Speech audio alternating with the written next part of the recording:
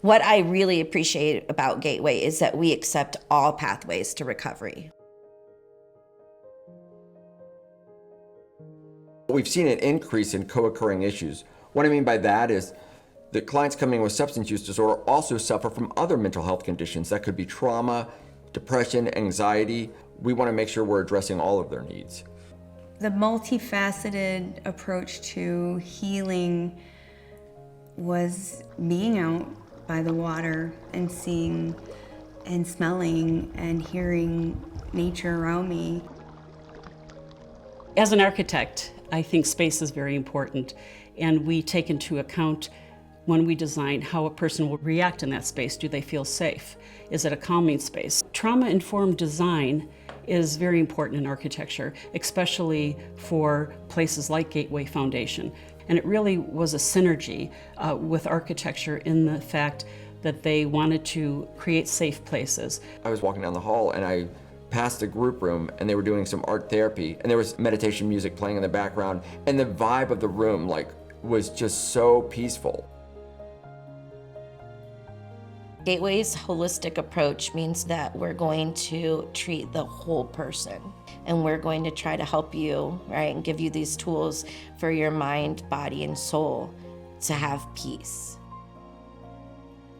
It's little things like even the curve in the illumination room. There aren't sharp corners, and that visually has an impact on people when they experience a space. It's very fluid and soft feeling.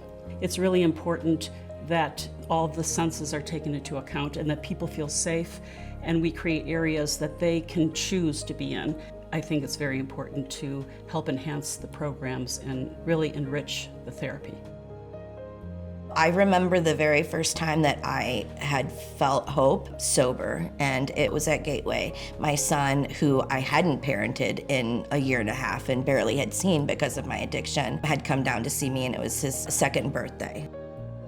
I was so focused on trying to force this relationship, and we went outside, and I remember sitting with him and I just started playing, and I had so much doubt and shame about how I parented.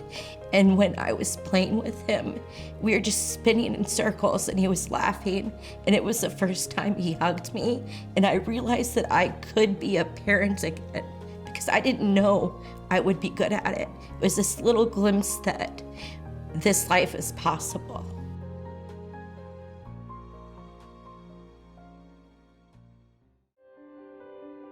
Thinking about coming into substance use treatment, we're asking people to do a lot of hard work. There needs to be an element of joy. There needs to be an element of hope and connection with others. And that's where things like dance, music, art, even game nights, things that will help them just feel human again.